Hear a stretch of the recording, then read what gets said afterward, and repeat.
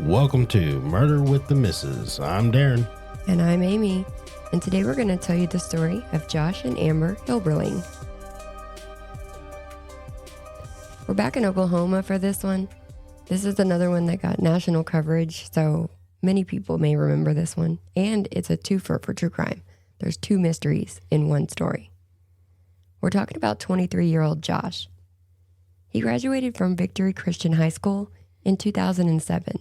He liked sports and video games. He was about anywhere between 6'4" and 6'6", depending on what story you're reading. And he weighed about 200 to 220, so he was a big dude. In early 2008, he went to a Halloween party and met Amber Fields. Amber's around 5'5" tall. She played soccer, ran track, played volleyball, and was an FFA. They did not hit it off, but they did run into each other again in 2010, and things were different. The connection this time was instant. So instant that they got married in August of 2010. He was in the Air Force and was going to be stationed in Alaska, so they married quick so that she could stay on base with him. Alaska wasn't the best for her, though. She was spoiled. Her mom was a nurse and her stepdad was a plastic surgeon, so she was accustomed to a certain lifestyle and getting her way. But while Josh was off doing his Air Force stuff, she was home alone. Then she got pregnant, so her homesickness got even worse. They had a bad relationship. It was not a fairy tale like she would hoped. No, it was very toxic. Now, Josh's Air Force files show an incident where he threw a plate at Amber and tried to pop her breast implant. Amber said he would break her phone so she couldn't talk to anyone if he wasn't home. Josh once told his dad that Amber pushed him down the stairs into the basement. He ended up being discharged from the Air Force about 8 months or so in, and Amber said it was due to drug-related issues. But they had to come back to Tulsa. They were waiting for her house to be finished, so they stayed with her mom, stepdad, her siblings, and her step-siblings.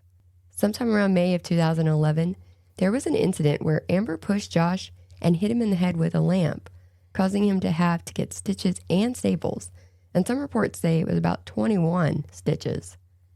Yikes. He filed for a protective order, and her mom said that when the sheriff came to the house to serve that order, Josh and Amber laughed about it. Neither of them showed up to court, so that order was dismissed. A couple of weeks later, they said that Josh was caught doing drugs, and her mom kicked him out of the house. Both of them. Amber's stepdad, the plastic surgeon, kept an apartment for out-of-town patients to stay in when he worked on them. This was at the University Club Towers, and that is where Amber and Josh moved to. This apartment complex is a 32-story cylindrical tower, so it's actually a round building that was built around 1966. Yeah, so it sticks out in the skyline if you're looking at pictures of Tulsa because it's just a big, tall, round building. Like the whole building is round. And the first 8 stories of this building is a parking garage. So while they were on the 25th story of the building, they were technically only on the 17th floor. So I hope that makes sense. And this is where they were when the incident happened on June 7th of 2011. They had been here for about 2 weeks at this point. Amber is 19 years old and 7.5 months pregnant with their son, Levi. They were fighting, talking about divorce, and Josh packed his bags. She said they were arguing about her dad's wedding. He said he wasn't going because he was going to a concert in Tennessee with some friends. She said he wasn't going because he wanted to go sell pills, in reality. He called his dad for a ride, but his dad said he couldn't come get him until after work. He told his dad that he couldn't get Amber to stop doing drugs even though she was pregnant, and he was going to divorce her and try to get custody of the baby. What they were fighting about that day is up in the air. During this fight, Amber said that Josh had thrown a laundry basket and cracked a window.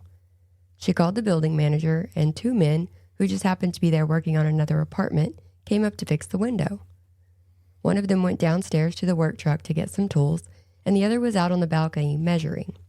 Next thing you know, the window breaks.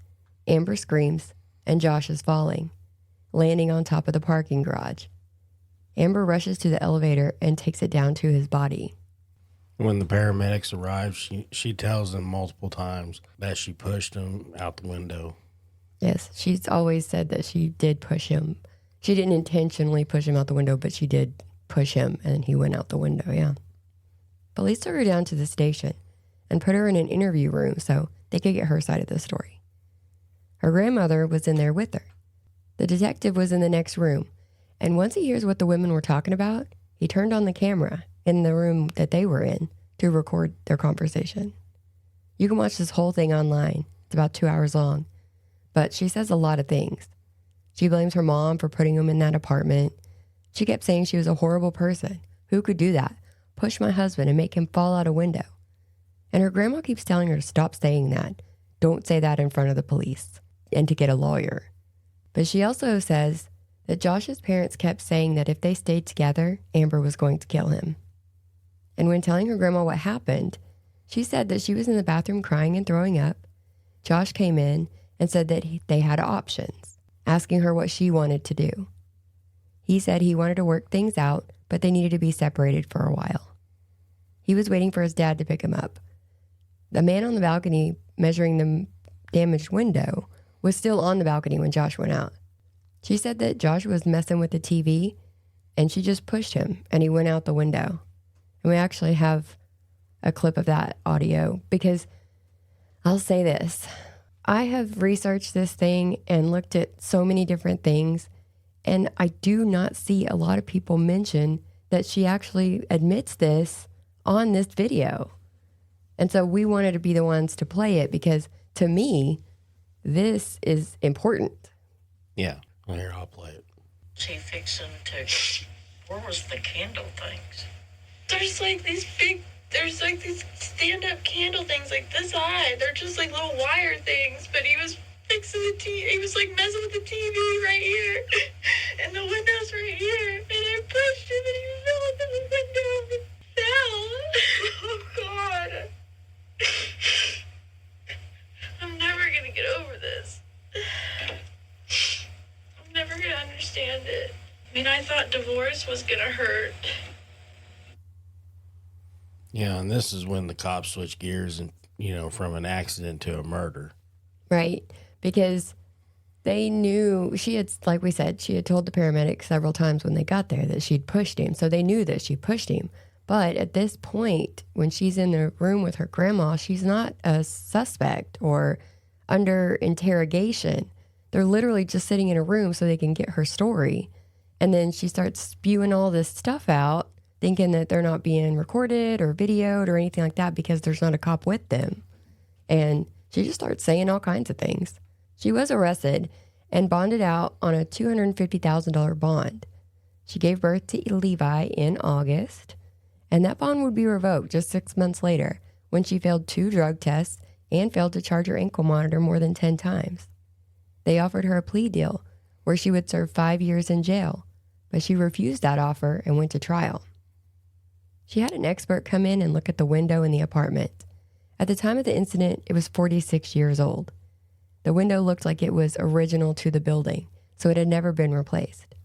The glass was not safety glass and would have deteriorated over the years, making it easier to break.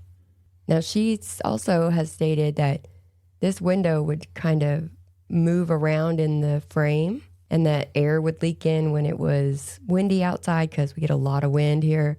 And so it was not sealed, it was not safe, it was not up to code, is what she was saying. She said that she pushed him off of her, and he fell through the window on accident by tripping over his own big feet. But a neighbor downstairs said he heard Amber scream, "No, no, no," then heard running noises, like from where their front door would be to the side of the apartment where the window was, and then glass shattering. Now, she had said that it was like the glass wasn't even there, that it was flimsy, and sounded like a small glass bowl breaking, which, if true, would mean that someone downstairs wouldn't have necessarily heard that. Yeah, and Amber tried to recreate, the incident on a deputy in court, and she pushed him, and he barely moved. Yeah, they said she was very weak. They expected her to be. And so I don't know if she was playing that up to be like, see, I couldn't have done that much damage, or if she really just was that weak, which would either way mean that something wasn't right. It just wasn't adding up. And she had told everybody in court, she's told Dr. Phil, she's told everybody who will listen since then that he was coming at her and went to put his hands on her, and she pushed him to get him away from her. But please keep in mind that portion of the 911 tape we just played where she said he was messing with the TV, which would have put him sideways or facing away, not like coming at her. So it's two conflicting stories for me.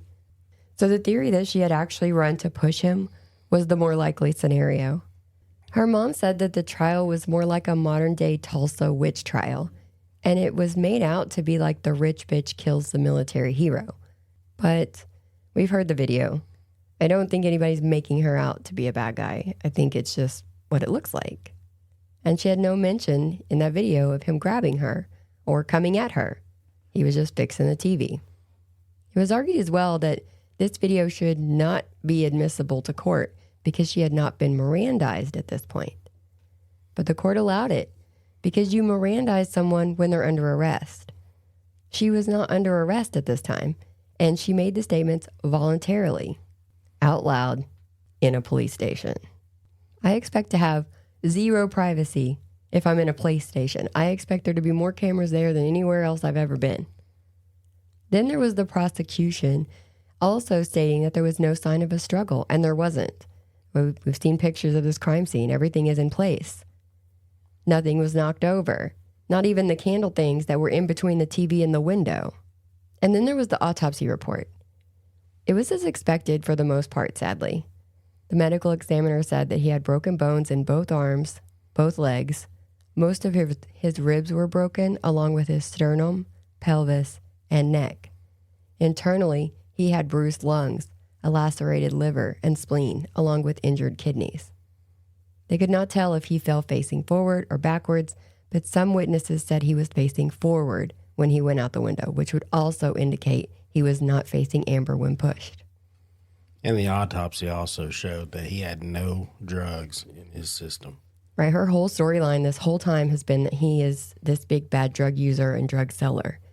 But his autopsy showed he had no drugs. But yet she gets busted 6 months. Yeah, she failed 2 UAs within that 6 months. Yeah. And that's right after having a baby, being on you have an ankle monitor on, you're awaiting trial for murder, and you're still out doing drugs. Yeah, they supposedly got kicked out of the house because of him doing drugs. Out of her mom's. Out of her mom's and everything. So, I mean, whose drugs did they actually find? Right. I'm not saying he didn't have a drug problem at some point, maybe. They did say he had a problem, but when he went to boot camp, he cleaned up, and then he relapsed, fell back. But... Yeah, but I mean, look at the time frame. Exactly. So, I mean, the time frame from when they got kicked out of the house because of drugs to when he died. 2 weeks. 2 weeks. Still in 2 weeks, drugs are going to show up in your system. If they're doing an autopsy, they're checking your hair, they're checking your blood, they're checking your everything. Yeah. Yeah. That's what I'm saying. He had no drugs in his system. Correct. Which means... He had no drugs in his system. Yep. Yeah. Yep. We see it. Yeah. Her defense attorney had never prosecuted a criminal case before, but he was a family friend, so he's the one that they hired. And even during the trial, her parents tried to get her to fire him, but she said she didn't have the heart to do that.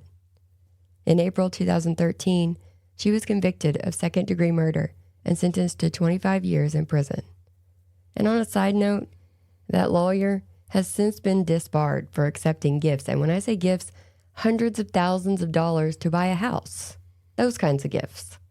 He got in trouble for allowing a minor to drink alcohol and making sexual advances on the 16-year-old while she was asleep. And obstructing an officer and having physical control of a vehicle while intoxicated. So that gave her grounds for a good appeal for not having good counsel.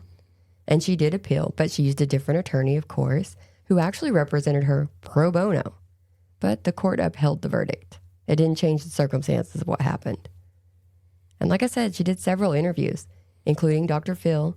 She was featured on the show Lock Up when it did some episodes in the Tulsa County Jail. In 2016, she filmed her story for a 2-part documentary called Women Who Kill. And because of all this publicity, she was generally hated by a lot of other inmates. But those close to her said that she was a great person. She even said in this documentary footage that she had found a new partner who she loved dearly. But she had also had several infractions while locked up.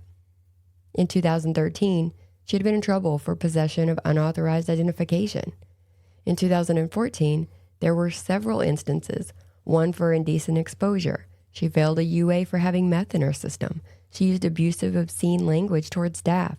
She was in unauthorized areas several times, and she failed to obey verbal orders several times. She had more of the same in 2015, and in 2016, in January, she got in trouble for failing a UA for having marijuana in her system, and also for getting into a fight with another inmate. And Amber's parents, have custody of Levi, and they would bring him to see her in prison regularly. He thought that she was living in a castle, so he thought it was, beautiful that she needed all the guards to protect her. Yeah, he said that she was so beautiful that she needed the guards to protect her from people. Which, whatever you need to get through it with your kids. He was very young at that point, so they had to tell him something, and who wants to tell the kid the truth at that age? He needs to be old enough to understand. On October 24th of 2016, at around 5:33 p.m., Amber was found by a fellow inmate hanging in her cell with a straightener cord wrapped around her neck. Apparently, if you're a level 4, you're allowed to buy things like that in the commissary. Amber's mom said that the prison officials were calling her and her husband's work phone numbers to notify them of the death instead of their cell phones. And their cell phones were the numbers that were listed on the emergency contact information for Amber. So when they saw missed calls from the prison, they called back, got transferred a lot, all the fun stuff of dealing with the prison system. And finally she was told, she's dead. Like, that's literally what they said. When her mom asked what happened, she said they told her to watch the news if they wanted more information. So this is the second mystery for this case. Her family believes that she was murdered. She had just been talking to Levi the night before on the phone about Halloween costumes, and she was in really good spirits. The cameras in her area that would have shown anything suspicious weren't working that day. Her autopsy showed that she had meth in her system.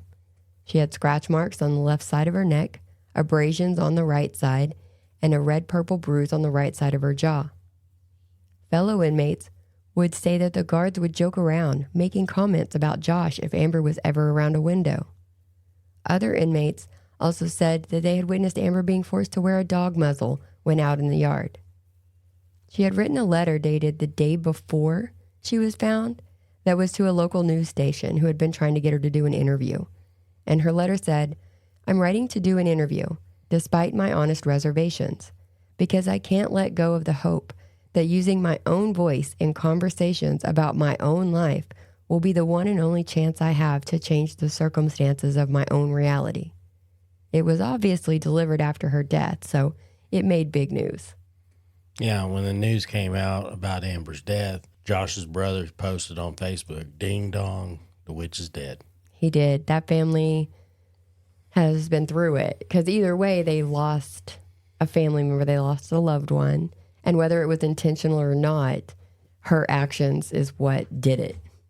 So they don't want to do the forgiveness route. They know. But this is the whole thing. Back to the drugs on this. This is so many, times she fell so many UAs. Yeah.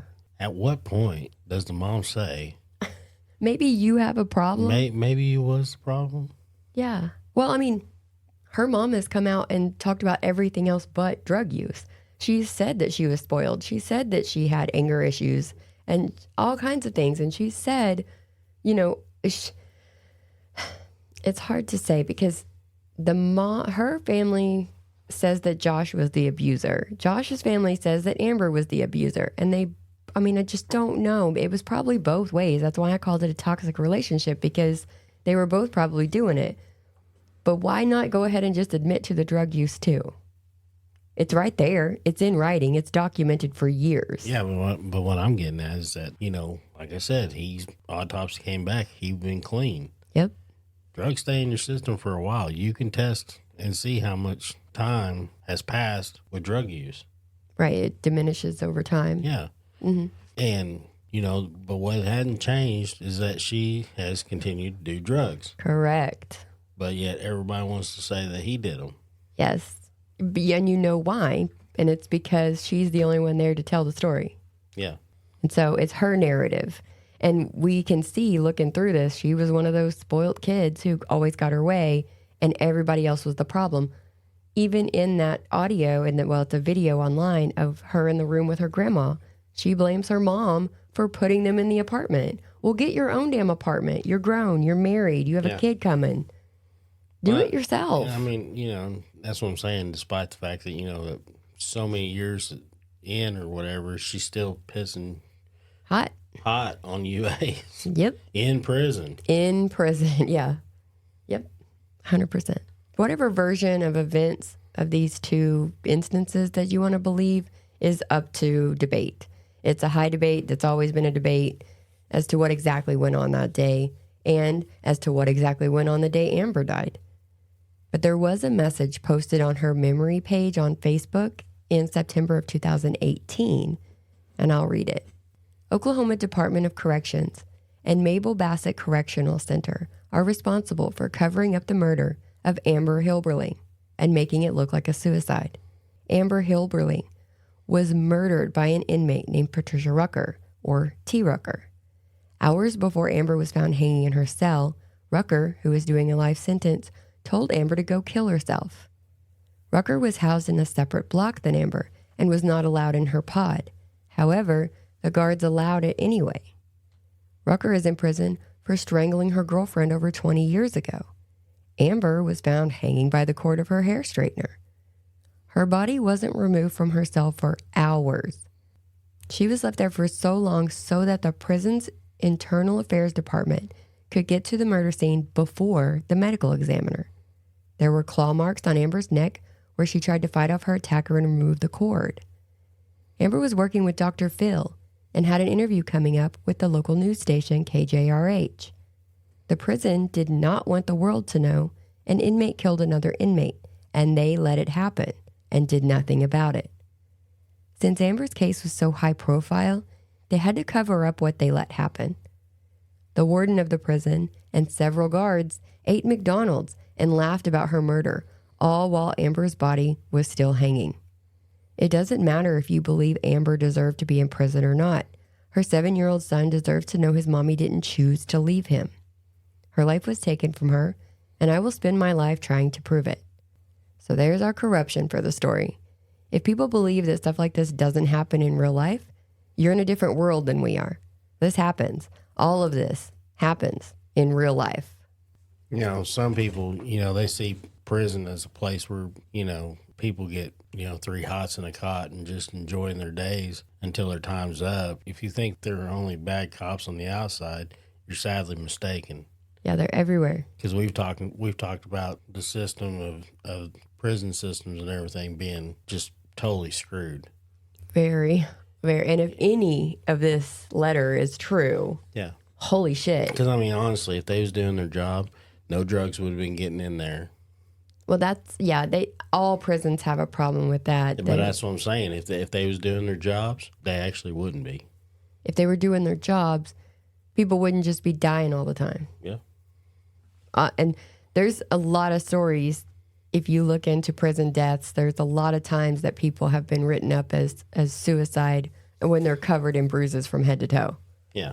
So it's just, it happens, people. It happens. And I'm assuming that the person who wrote this post and put it on Facebook on her memory page was possibly an inmate that was close to her or at least there, because the prison officials had told her parents that she was found and they cut her down or took her down and did CPR on her for 15 minutes until she was declared dead. But according to this letter, she hung there for hours. And I know this happened like just before 6 o'clock, and her parents weren't notified until sometime around midnight is when they finally started getting calls for the death notification. So there is a 6-hour window in there where who knows what was going on in there. And I'm going to get on my soapbox for a second, because another thing that people don't talk about is domestic violence against males. 1 in 9 men experience severe intimate partner physical violence, intimate partner contact sexual violence, and or intimate partner stalking, according to the National Coalition Against Domestic Violence. Many people believe that what happened to Josh was an accident, and many believe that this was deliberate. It is not okay, regardless of gender, for any domestic violence. But men are tough guys who are supposed to be able to take it. I don't think that means taking a lamp to the head. It sounds like they both had documented cases against each other, and now they've both lost their lives because of it. Neither deserved it, and they left their son behind. And it's just so sad. Yeah. But her parents do have custody of Levi, and so they are the ones that are raising him. I did not see anything that said whether or not Josh's family was allowed to have visitation, but he was very close to his dad and his family, so I'm pretty sure that they at least have visitation because they seem like the kind that would really fight for it. Yeah. Because they're the only ones who were there to fight for him during her trial. It was a bad deal. And if you or someone you love needs help, please call the National Domestic Violence Hotline at 800-799-7233 or text the word START to 88788. All right. Well, that's it for this one. Catch you guys on the next one. Another wonderful one. Bye.